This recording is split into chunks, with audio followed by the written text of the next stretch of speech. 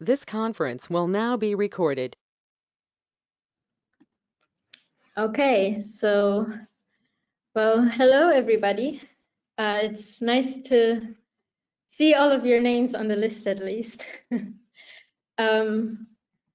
Welcome to the fourth NOFENCE Researcher webinar. Today we'll be hearing from our Italian research partners at University of Florence. Andrea and Eduardo have prepared their presentations, but before we start, I would like to introduce myself and give a little context about this webinar for those who are joining for the first time. I think most of you have met me by now. Some of you might recognize me from last year's webinar, but mine might still be a new face for others. My name is Natasha. I started working for NOFENCE in April this year, and I'm taking over the coordination of all research partners from Lucia. My background is in agriculture and animal sciences, and my special interest is in pasture-based livestock production systems.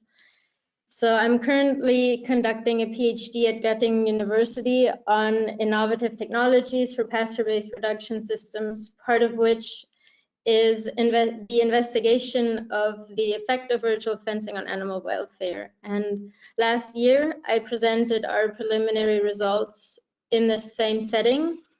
And this year, our first paper was published, and I can share the DOI in the chat later for everyone who might be interested. But as you all know, this is not the only research in which NOFENCE is being applied. We currently have around 28 projects with 25 research partners in 15 countries, mostly Europe and North America, as you can see in the map.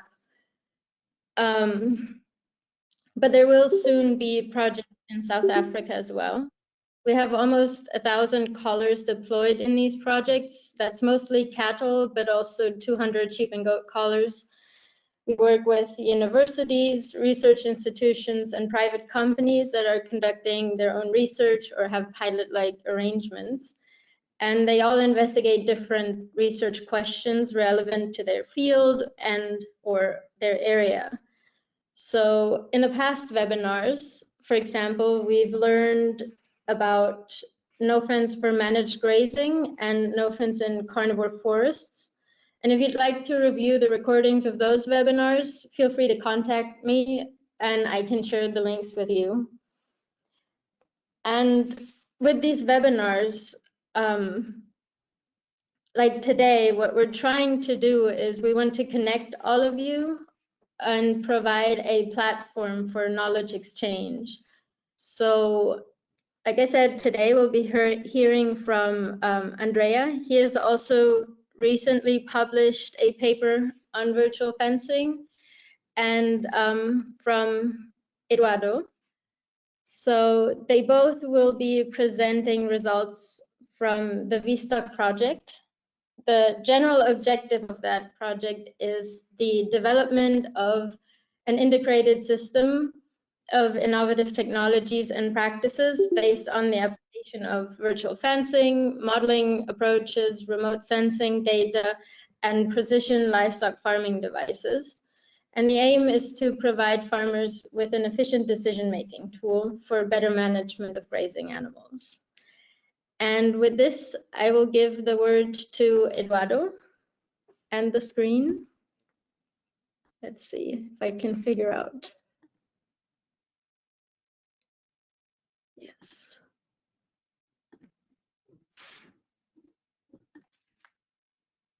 There you go.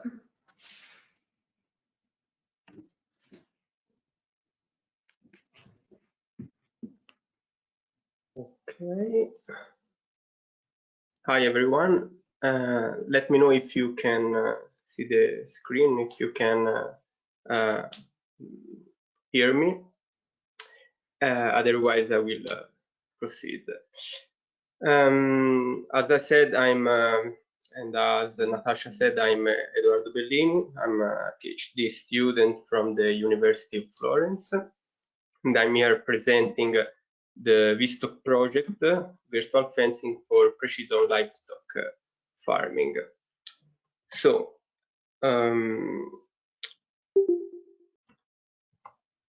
what are the main goals of this project?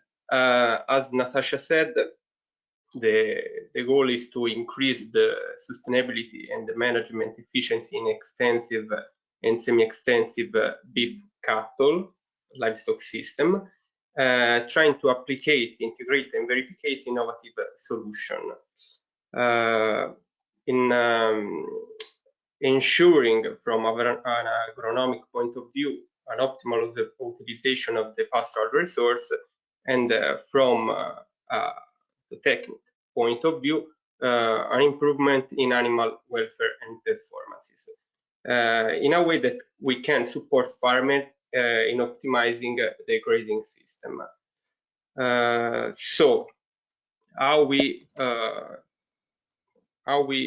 do that? We try to integrate this technology from an agronomic point of view, tools of precision agriculture, remote sensing, Google Earth Engine platform, modeling approach, and electronic rising plat meter, and from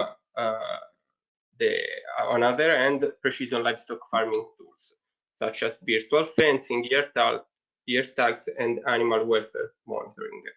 As I said before, these to optimize the grazing activity. I will speak about the agronomic part of this research, while my colleague Andrea will talk about the animal part, let's say. And I will start talking about the importance of grasslands and pasture in general, because they cover a large part of the total agricultural area. They provide numerous ecosystem services, and of course, they represent a key role in animal production system. All these functions are threatened by climate change that affect this system by increasing the variability and changing quality and quantity of forage. So this, in this context, it is very important to try and test innovative solutions that can help farmers coping these problems. The two main goals of the agronomic part of the VISTOCK project were to one, trying to monitor grassland vegetation growth with different remote sensing technology, and trying to assess grazing intensity with the data extrapolated from these sensors. And from another point of view, we try to assess the pasture above ground biomass by developing a simplified simulation model, calibrating it and validating in different environments. Together with this model approach, we also try simplified tools such as rising plat meters to estimate above ground biomass. The study tools that we investigate for AIM-A were satellite, high resolution RGB digital cameras, and Google Earth Engine platform that use data from satellite. All these are based on the use of vegetation indices that are derived from a different combination of reflectance values that can give an indication of the status of the vegetation on the field remotely. The second aim, the above ground biomass assessment, instead was conducted by the development of a simplified simulation model, as I said, based on the light use efficiency integrated with the NDVI data. NDVI, that is one of the most important vegetation indices present in literature. And then for the part of the rising plat meters, we use a new generation RPM that is the Grasshopper, that I will talk to you about later. The project was conducted in two different areas.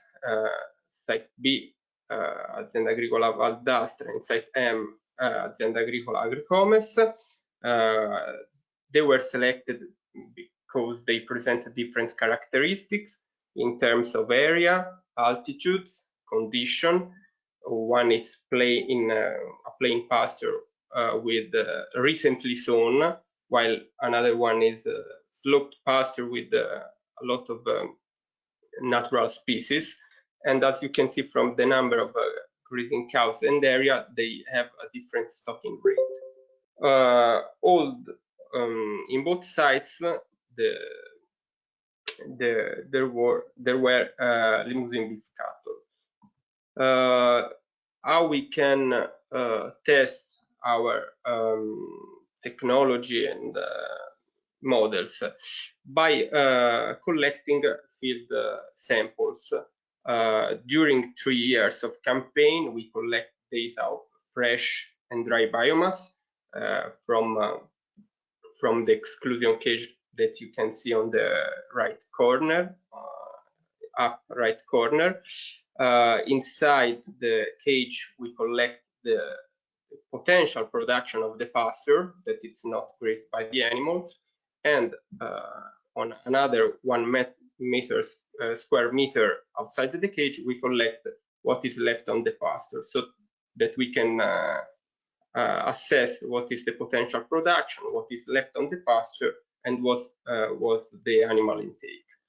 Alongside this production data, we collect data on forage chemical properties, data on vegetation age collected by traditional raising plot meters, as you can see on the left corner.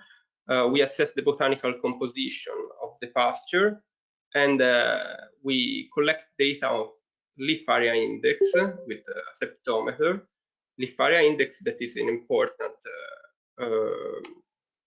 important information to understand how vegetation cover the soil and intercept the radiation.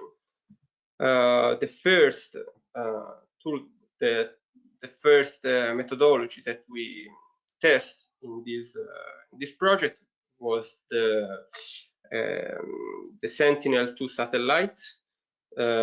Sentinel-2 is a new generation satellite that can provide 13 spectral bands. In our trial, we use 4 different bands, the ones that have the higher spatial resolution, 10 per 10 meters, the blue, the green, the red, and the near infrared bands. The temporal resolution is also high, 5 days, and after we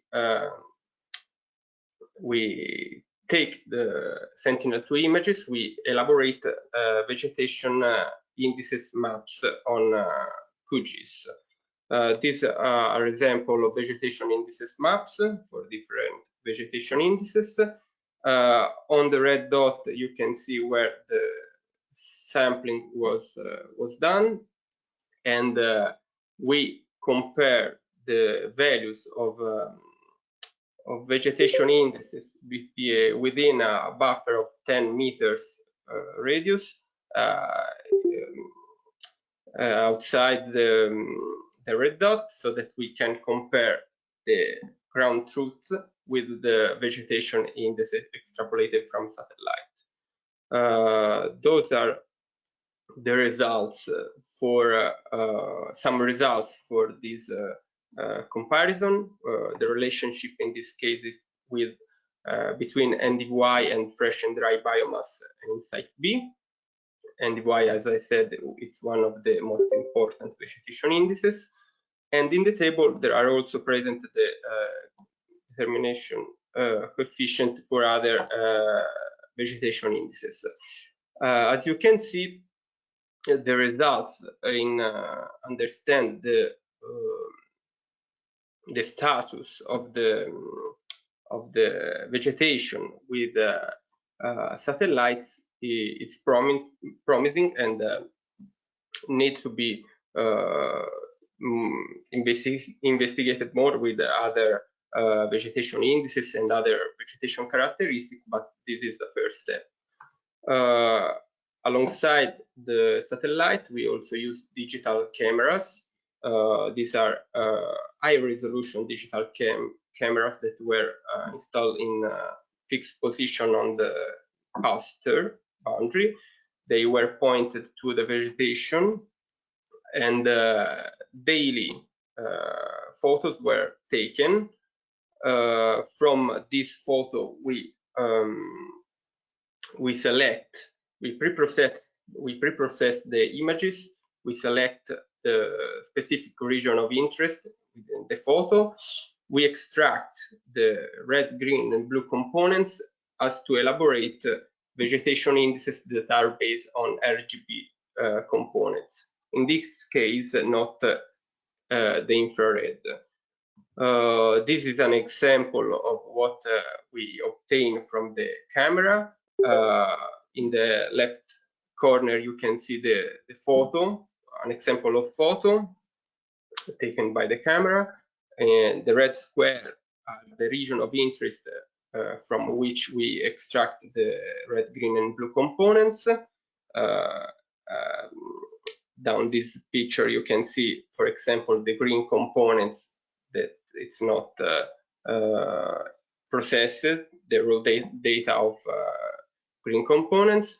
And we also try to test these vegetation indices extracted from the blue, green, and red components with the fresh and dry biomass, as you can see in the graph. This is, for example, the green XSE index. That is one of the indices that we can use. But we also elaborate the seasonal course of green index,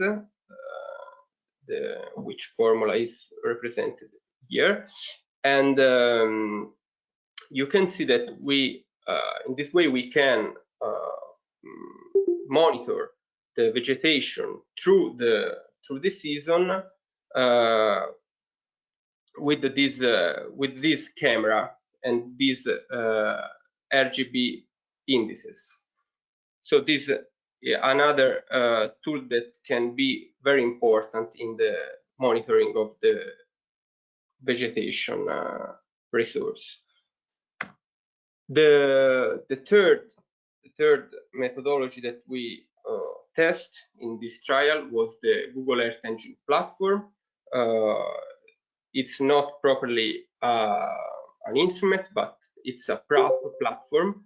It's designed to make easy to analyze remote sensing data, as remote sensing data, for example, the one that we saw before from satellite. In fact, they offer a catalog of satellite imagery and geospatial data set that can be used freely from the users. All the images are pre-processed, and so it's very easy to elaborate them. And the script and the results that we obtain from this platform can be easily shared with the other users. The main aim in using the Google Earth Engine platform in this project were two. One is to try to define animal utilization intensity on pasture to the establishment of grazing threshold based on satellite data. This was done by taking the NDVI before the grazing activity started and the NDVI after the grazing activity started. The difference between the two values can give an indication of the utilization of the vegetation by the animals, and we provide 6 classes, as you can see in the left image. The classes are ungrazed, low, mid-low, medium, mid-high, high intensity grazing. And after we obtain this grazing intensity, the second aim was to validate these results with the information that we obtain from precision livestock tools. So we compare this grazing intensity elaborated from satellite with the animal map density that were reconstructed from the GPS present on the collars and on the ear tags. So this comparison can be seen by comparing these two images. The one is on the left is represents the grazing intensity, while the one on the right the density of the animals. We can see that there are similarities in these two maps, so we can say that this is a first step in determining the grazing intensity through satellites. The second main goal of the project was to assess the above ground biomass on the field. In this case, we wanted to develop a simplified simulation model that can estimate the daily forage production and the available pasture on the pasture, with the aim to optimize the pasture management with this information. With this information, farmers can more easily take decisions that, for example, in terms of the stocking rate or the portion of the pasture that can be grazed at the moment. And we develop this simplified model taking into account that we want to use few inputs to be more easily to use, few parameters to calibrate. We want the model to be adapted in different environments, and since use NDVI data, we use NDVI data since they are now available at different scale with different sensors. This model was developed. The inputs that are required are, as I said before, a few. There are the daily maximum and minimum temperature, the daily precipitation, the radiation that can be extrapolated indirectly from the temperature, and the NDVI that can be elaborated from proximal or remote sensing technology. Why the NDVI? Because we use the NDVI to estimate the leaf area index, since we found a relationship between this index and the LAI measured on the field during the field samplings. In this way, we can simplify the model, since the leaf area index is estimated directly from satellite. With this information, we can understand the radiation that is intercepted by the vegetation, and with a specific radiation use efficiency, we can understand what is the daily production that is rescaled considering two limiting factors, the temperature and the water stress that is calculated from a water balance submodel. The daily production is then used to calculate the above ground biomass present on the field. In the case the LAI from NDVI starts to decrease, the above ground biomass starts to decrease linearly to the reduction of the LAI. We developing this model, we calibrated it with net primary productivity, evapotranspiration, and fraction of transpirable soil water for 3 years in a natural pasture in an alpine area, Tourignon. And then we validated it on the same calibration site for different years, and we validated it for biomass in site B and site M with just the adjustment of the optimal temperature for grass growth. These are the results for Tornion, split in calibration and evaluation, and we can see that the results in the above ground biomass estimation are good.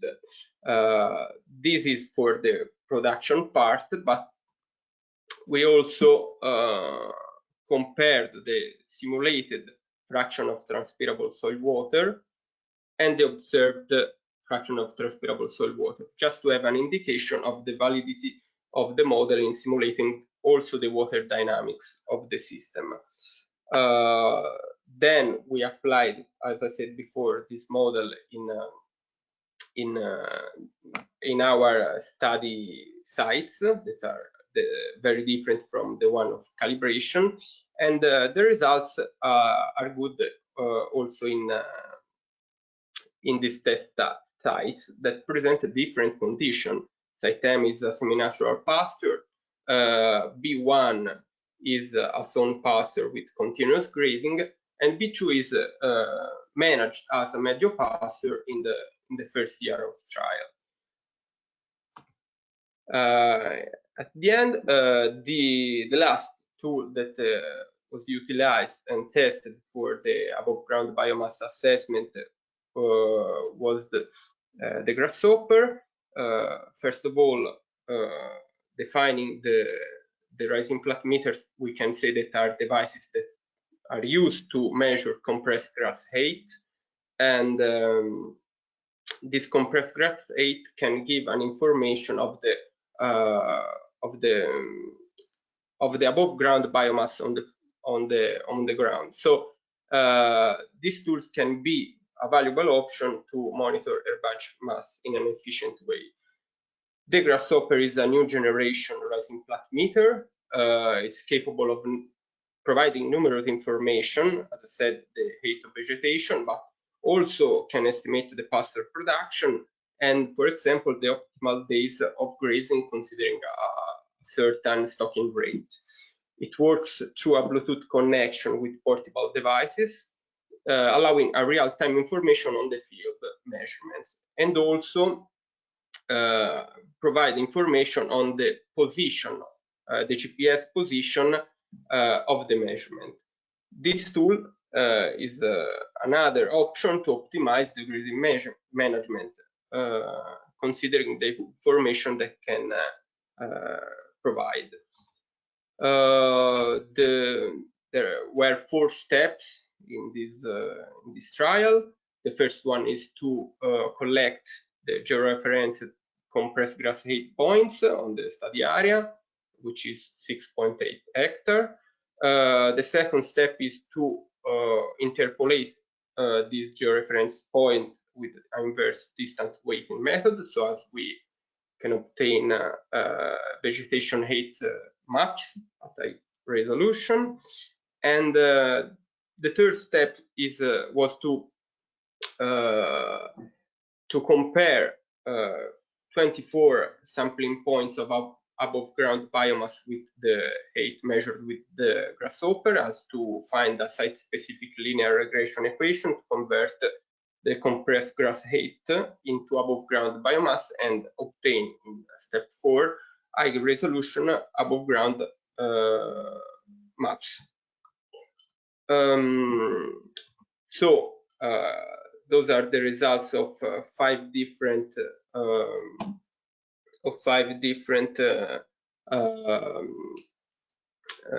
field sampling.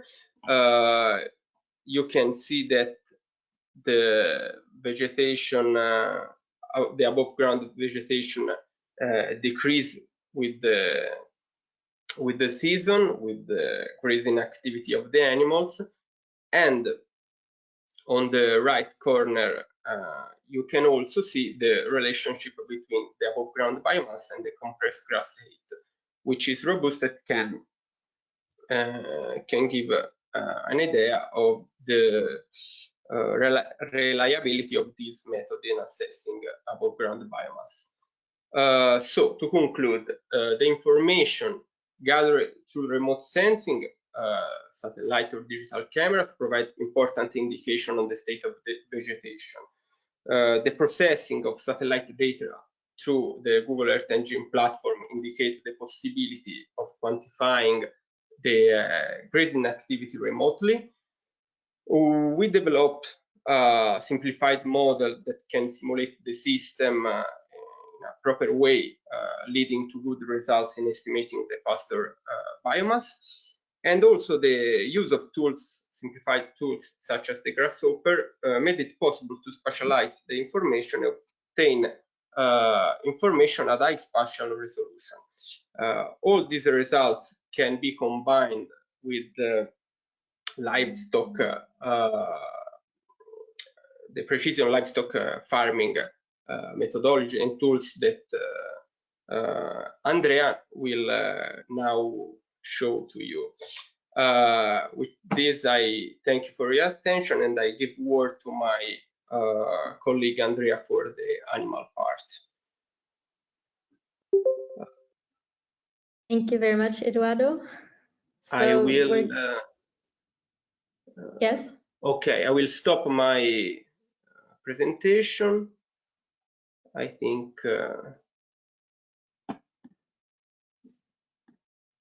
And now, Andrea, you can start your presentation.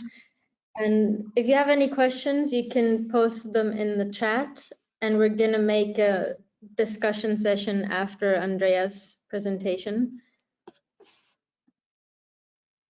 Okay, thank you, Natasha. Good afternoon or evening to all. I am Andrea Confessore, a PhD student at the University of Florence. First of all, I want to thank Natasha and NOFENCE for organizing these webinars. I think it's very interesting to share with all the research groups that are involved with testing this technology, their experiences, and debating about this use of virtual fencing. So thanks, many thanks to you. And today I'm going to present all the activities of the VISTOCK project related to livestock, to the animals. First I want to introduce the main aim of VISTOCK project.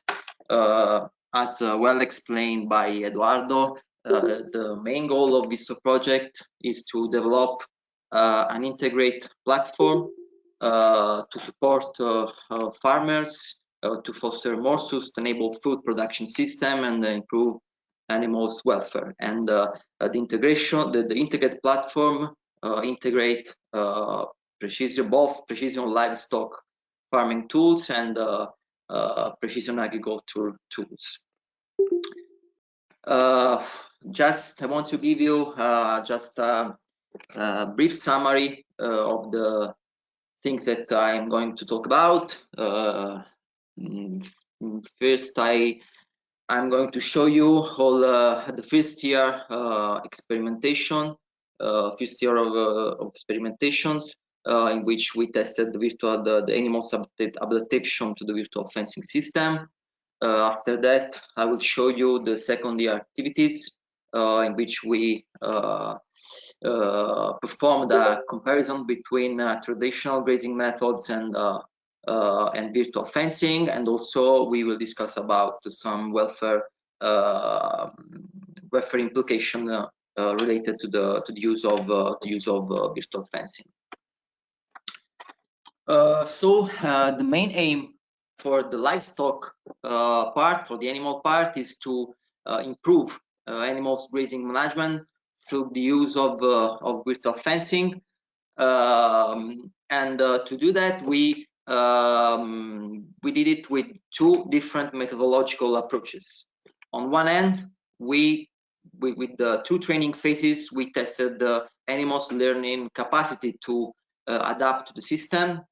On the other hand, we performed a grazing in an experiment in a let's say real pasture scenario in which we tested the efficiency of this system, comparing two types of management system, so the continuous grazing versus the virtual fencing.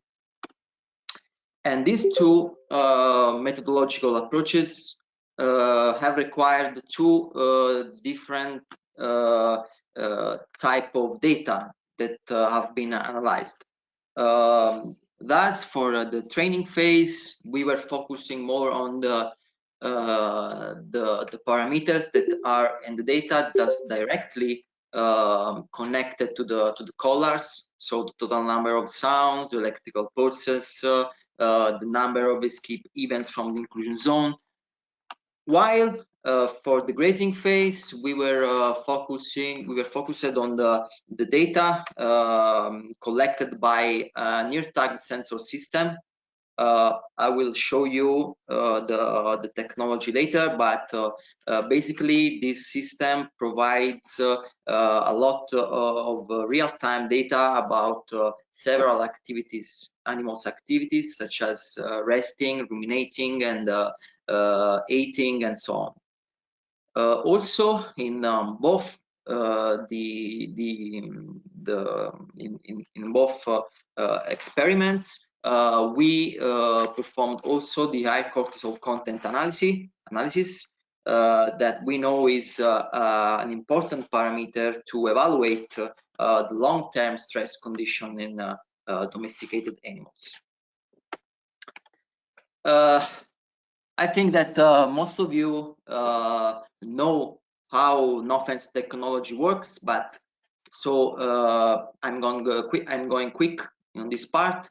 Basically, the physical in NOFENCE system, the physical fences are replaced by virtual one, and when the animals approach to the virtual boundaries, they enter in a warning zone, and within the warning zone they receive two types of stimuli, first an audio tone, then if the animals continue to walk forward, they receive a low electrical pulse. The system has three warning zones, and so the animals receive at three electrical pulses at maximum. If the animals go outside the third warning zone, the system consider the animals escaped and sent a push notification to the farmer. Both stimuli stop if the animals turn back within the inclusion zone. NOFENCE system works with a collar that is directly fitted on the animal's neck. The principal component of the most important components of the collars are the Bluetooth module, the 20 ampere battery, which is continue charged thanks to the solar panels positioned on the two sides of the collars, a GPS receiver, and the GSM mobile module, and also, of course, a motion sensor that provide that lead the collar to emit the stimuli, and also collect some important activities of animals' activities. Passing by through the training phases, the two experiments that we performed, two study areas have been identified for training phases, both situated in Mugello, Tuscany. First one in Borgo San Lorenzo, P1 of 13 hectares, and the second one in Marradi, the P2 area, in a hilly. Marradi is in the hilly Mugello area of 4.5 hectares. In both the experiment, in both the trainings, we worked with the limousine cows in 20 and 17 limousine cows, respectively, from P1 and P2. And as you can see, there's a little bit difference in the animal's age so we work in P2 with the younger animal than P1. Basically, the experimental protocol was quite similar for both the trainings, and but adapted, of course, to the study areas, to each study areas. For P1, it was basically based on a consecutive step trial phase, in which the pasture area was incremented by via virtual fencing. After an habituation period in T0, with the virtual borders matched with the physical ones, we restricted the pasture areas, setting one virtual line across the pasture. After that, we enlarged the area, moving the virtual line up to the pastures, and finally, in the last trial phase in T3, we set one virtual border across the pasture and excluded excluding also these shaded area at the bottom of the pastures. For the P2 area, for the P2 experiment, as you can see, is quite similar. In T1, after the habituation period in T1, we excluded this piece of the paddock just outside the barn. After that, we open the access to the woods, excluding the hilly pasture, and then we open it to the open pasture and excluded this area within the pasture. At the end of the experiment, the elaborated variables were the total number of sound, the electrical pulses, the ratio, and the number of escape events from the inclusion zones.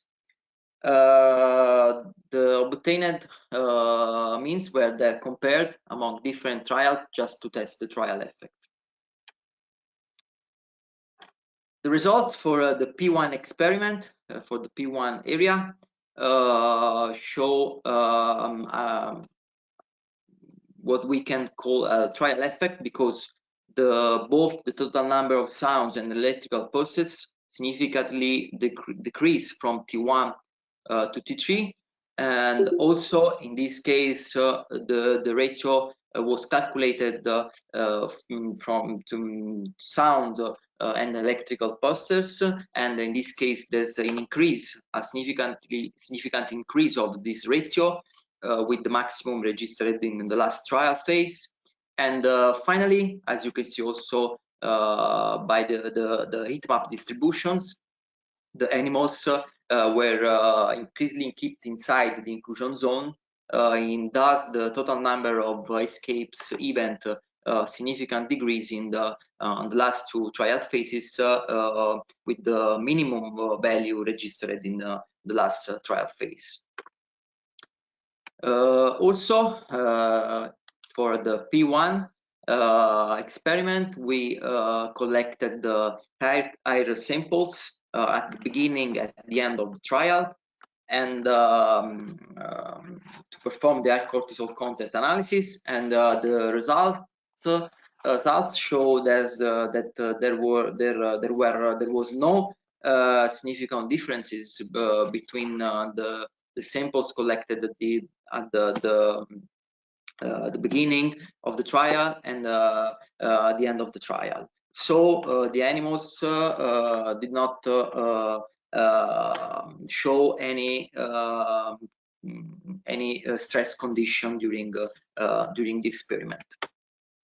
As mentioned by Natasha, we recently published an article on that. I saw that Natasha write the DOI in the chat. If you want to, if you are interested, you can read the paper. For the P2 area, the results on the second training, the results were quite similar. Indeed, in the total number of sound and electrical pulses, significant degrees decrease in the last trials phase, and also the ratio that is in this case calculated electric pulses on sounds, significant decrease in T2 and T3. And also you can see also here in this slide the heat map distribution and the animals were contained within the inclusion zones. Now I'm going to show you the second year activities related to the grazing phase. As I promised you, I will show you quickly the technology that we have used. We use the ear tag sensor systems produced by Allflex. This type of system is usually used in an intensive farm, and for us it's been a little bit challenging to use this type of technology on pasture, but it's a very interesting technology because thanks to this system, the ear tags can provide real-time data on important and several important animals' activities that are very connected with their welfare. These activities are ingest time spent in ruminating, some in eating, and other activities as well. Also, this system provides the detection of hits with an high accuracy, more than 90%, based on the rumination activities and other animals' behaviors. And also, finally, the system provides you also the optimal moment to perform the insemination. This slide is a schematic overview of the way in how we use this system on pasture. Basically, each ear tag owned by the animals transmitted real-time collected data via radio to a solar powered antenna that was positioned on pasture close to the point of interest for the cows, such as water fountains and so on. After that, the data were uploaded to the cloud from the antenna, thanks to the via mobile network, thanks to a modem that is positioned close to the antenna. And once the data was collected on cloud, the data was available for monitor animals on desktop, in both desktop and mobile app.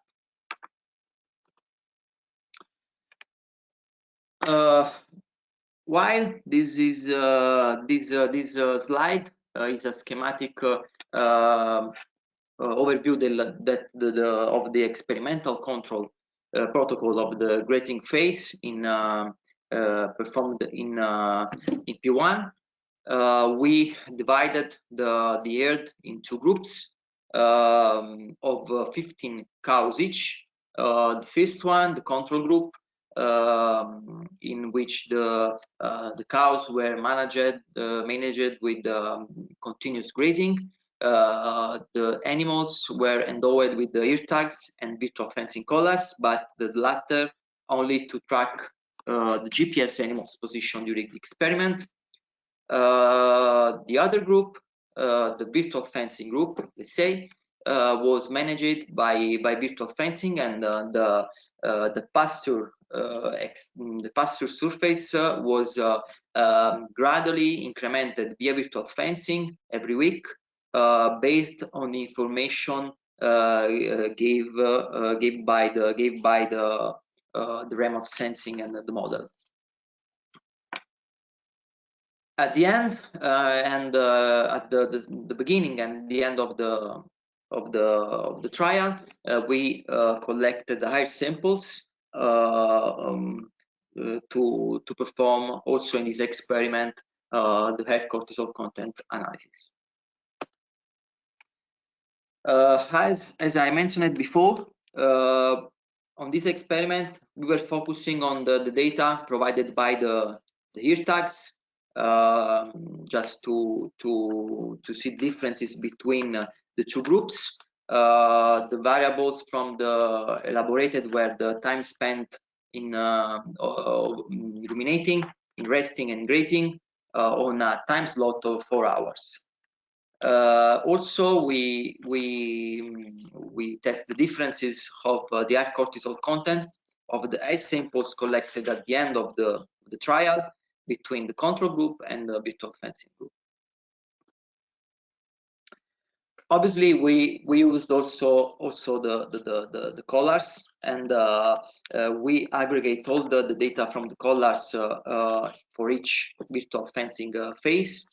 We noticed that during the experiment, the animals initially responded well to the system, especially in the first period, in the first week, but also in the second week. Then there were some escape events, and the herd stationed outside the inclusion zone, mostly in the bottom area of the pastures for both groups. We had a look to the time of the day in which this escapes event occurred, and generally these events occurred during the overnight stationing to reach this shady area sheltered by the trees at the bottom of the pastures. So during the grazing, the sound shock combination of the collars was sufficient sufficient deterrent to contain the herd within the inclusion zone, but at the same time, the system has not been effective in excluding access to areas of the pasture usually used in our hypothesis for resting and rumination activities. Indeed, the results about the times, the differences between time slot for each activities show significant difference among different activities according to the time slot. Indeed, the most of the time spent in ruminating and resting were performed by the animals during the night hours from 22 p.m. to 2 a.m. and 2 a.m. 6 a.m. So our hypothesis was maybe our hypothesis was confirmed. However, we also the results show also that there were no significant differences between the groups in time spent in ruminating, resting, and grazing. So also taking into account the each activities for the two groups, and this is in our opinion a very good result, because this means that the system had not influence on normal behaviors and normal grazing activities of the animals on pastures. This was also confirmed by the high cortisol content. Thus, the cortisol content was significantly higher, surprisingly, in the control group than in the virtual fencing group. But this is probably because in the control group there were a high number of calving that maybe that had an influence on the cortisol content. So to conclude, the training phase, the results obtained during the training phase show a decrease in delivering of electrical pulses per time, and also animals learn how to positively interact with system with a high number of audio tones and low number of electrical pulses. And the results of the grazing phase show that the virtual fencing had no influence on the animal's welfare and on the grazing activities as well. However, we observed some differences in the learning ability between herds, and this is probably because possible causes could be related to the breed or to the animal age, or of course to the combination of both factors. Now I will show you some other successful experiences that we had with virtual fencing in other projects and in other experiments. This is an experiment conducted on dairy cattle, except as you can see from the screenshot, this is one animal, but for all the animals of the trial is quite similar, except from the first days of the trial, of the training. After for all the duration of the trial, the animals respected well the virtual borders and stay quite always within the inclusion zone with a high number of sounds and a low number of electrical pulses and a few number of escapes events. Also, we worked with another project. We performed another project, Boscolamento project, in which we tested the virtual fencing in an agroforestry system with an autochthonous breed, the Maremmana. We worked with the Maremmana heifers, and as you can see from the images, for both for the training and also for when we moved the animals on pastures and on wood, they respected very well the virtual borders, and they stay for all the duration of the trial inside, for most of the time inside of the virtual boundaries. Last, we also tried this technology with buffalo heifers, so with another species, and also in this experiment, the animals were well contained within the inclusion zone, as you can see from the heat maps, and they respected very well the borders, and with a very few number of escapes events. So our future goals are to investigate if either the age or the breed have an influence on the animal's learning process, as well as on the proper functioning of the system. And it will be very interesting for us, maybe work with the other species, let's say sheep or goats. This slide, there's all the publication and the conference proceedings that involving the VISTOCK project. You have all the references here if you are interested. So thanks for the attention. If you have questions, don't hesitate to ask. Thank you.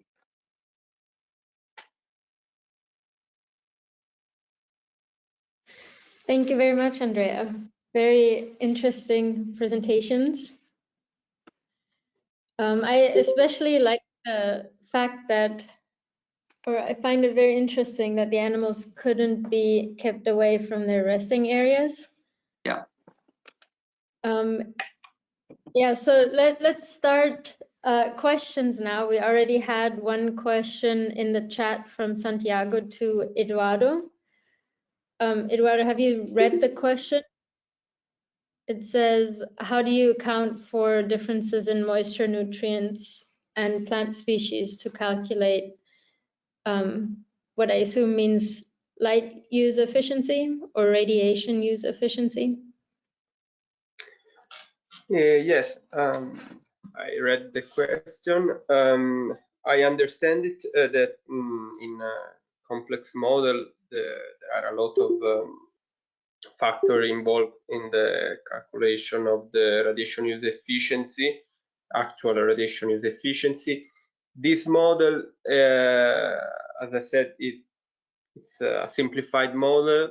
It used the NDY as a proxy for the LAI estimation as to overcome the problem that can we have with the calibration or the finding of the inputs required, considering all the factors such as the moisture, nutrients, plant species. The moisture is considered with the water balance submodel that we have. So in that case, in fact, the water stress is a factor that is considered in the model. So in that case, yes, the nutrients and the plant species are not considered as I said before. We use NDY as a proxy of the leaf area index to make it more simple to use this model.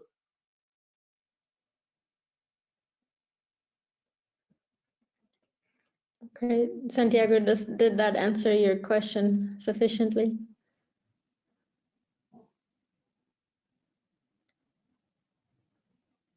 Thank you. Perfect. So we don't have the option in here to raise your hand, but I'm just gonna assume that the people that unmuted themselves want to ask a question. So the first in my list that is unmuted would be Marta. Marta, did you want to ask a question?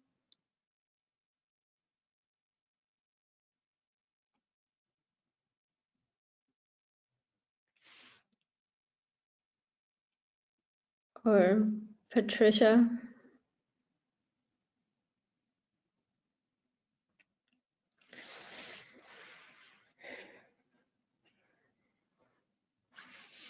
Maybe not. Did we have any more questions from the audience?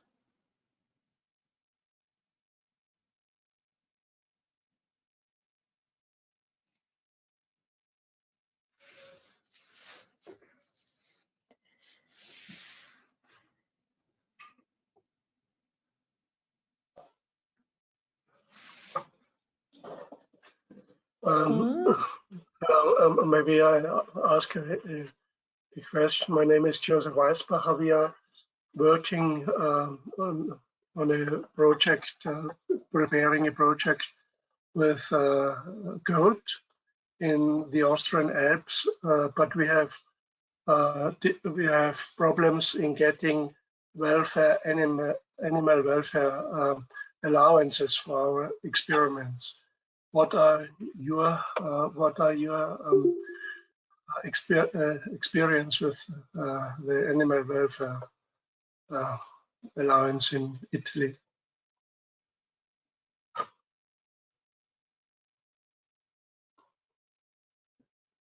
Sorry.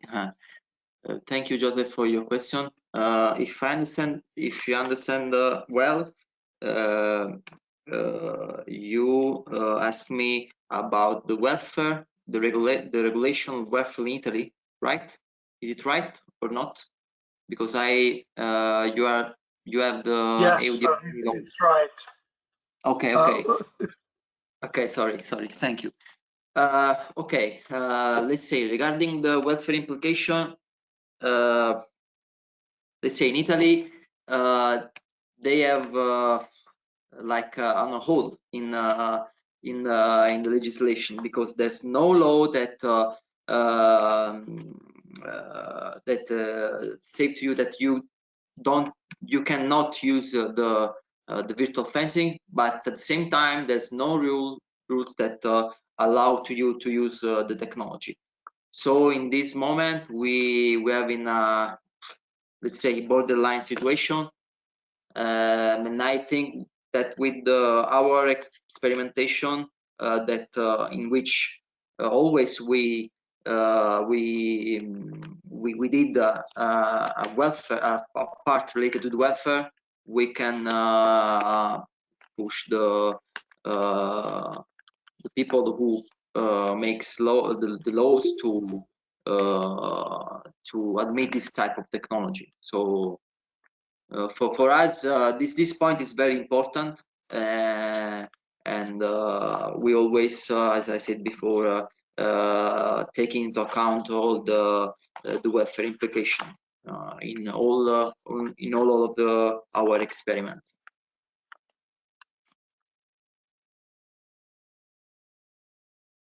Thank you very much. You're welcome.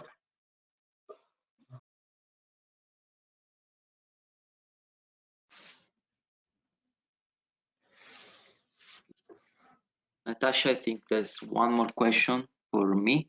I don't know. Yes, from the chat. Is it right? Yeah.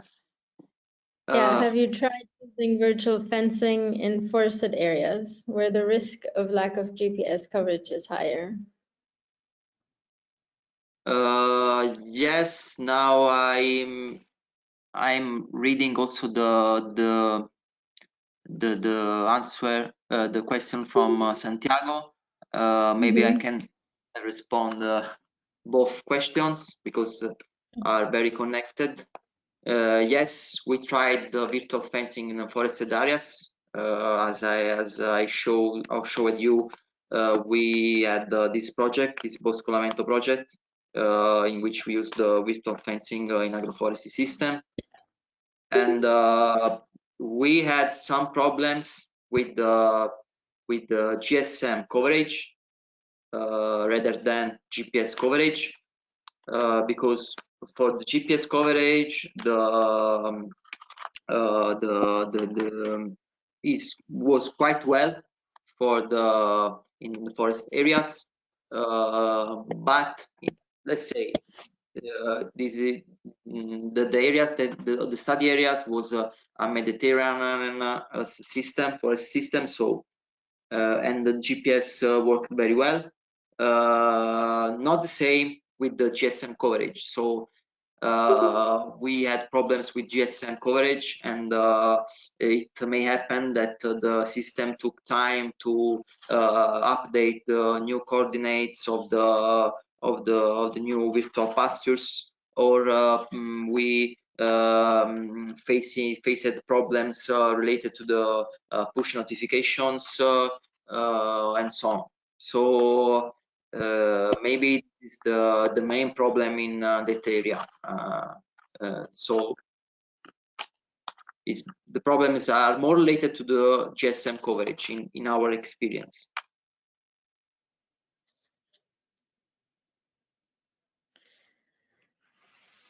So thank you. Did that mean that the fencing function worked properly regardless of the GSM coverage, but you struggled to receive the notifications and to be able to observe the animals remotely?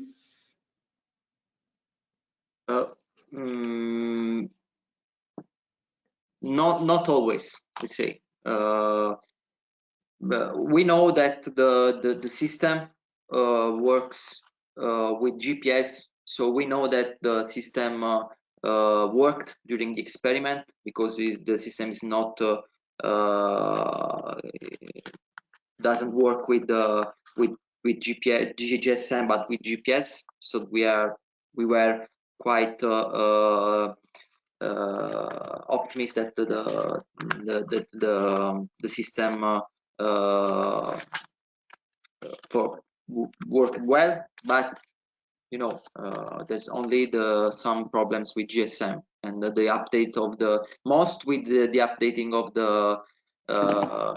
the coordinates of the new pastures. This is the main problem, because we have to wait that the animals, all the animals went to an area in which in which the GSM coverage was good to update and new coordinates. So this is the main problem. Okay. So Santiago sent a follow-up question if there's a way to transfer animals to a new pasture via Bluetooth. And I guess it's best I answer that question because it's very important feedback from you, Andrea, to hear about the issue with GSM coverage because it is, or it can be a problem for our system all over the world where there's very poor network connection. So we did develop a new feature that will allow farmers or researchers such as you to remove and add animals to a pasture via Bluetooth for cases where GSM coverage is so poor that the callers cannot communicate with your app. So that feature will be coming out soon for everybody to use in the app. And we got another question from Dina. She's asking how well the RGBVI change in your trial performed. Okay, thank you for your question. It provides good indication as the other vegetation indices, but it was not quite as good as other vegetation indices as the NDY or SAVI, for example. It wasn't one of the best vegetation indices that we found in the trial. If this can answer your question.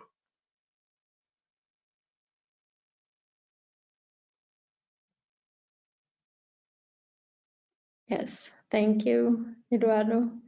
Okay.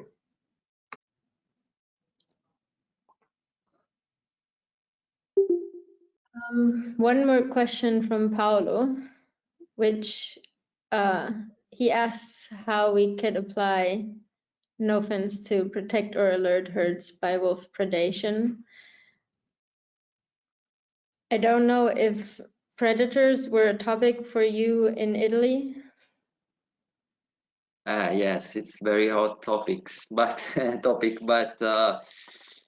yes, I don't know if this technology can be applied in for the prevent predation. I hope so. Maybe NOFENCE can thinking on it in the future. But at the moment we don't have any experiences on that. Yeah, maybe I can refer you to the previous researcher webinar, Paolo, in which the researchers from Norway presented about their project on NOFENCE in carnivore forests. So we don't have a specific feature, of course, that will get rid of any attacking predator or build up a fence to protect the animal, but at least we provide a monitoring function so you know if that allows the animals to escape, and there's no physical fence in the way in case of a predator attack. And when animals do escape from their virtual enclosure, then the farmer has the option to go into the app, check their GPS positions, and go and find the animals that have fled. So in that way, we provide some kind of security or protection to the grazing animals because we allow them to run away further and hopefully escape from predators.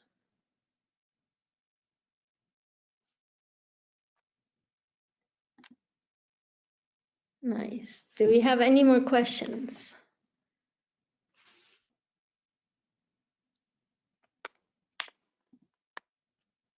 Or any additional comments from the presenters, maybe?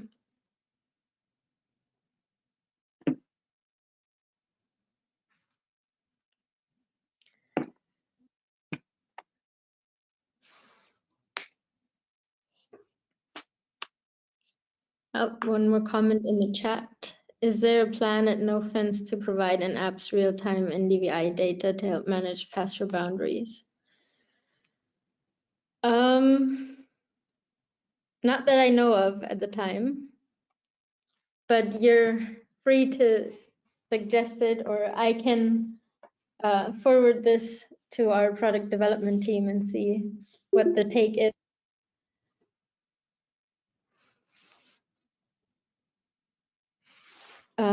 Yeah, and I guess before we get any more suggestions, we should close this webinar. And yeah, I thank everyone for participating, for asking questions, and a very big thank you to the presenters, Eduardo and Andrea. Very interesting results, and I'm very glad you're using NOFENCE for your research, and I hope to hear more about it very soon. Yeah. Have a very nice evening. You too. Thank you for all. Thank you all for attending this meeting. Thank you very much. Bye. Bye. Thanks a lot. Bye bye. Thank you. Bye. Bye, everyone. Thank you. Bye.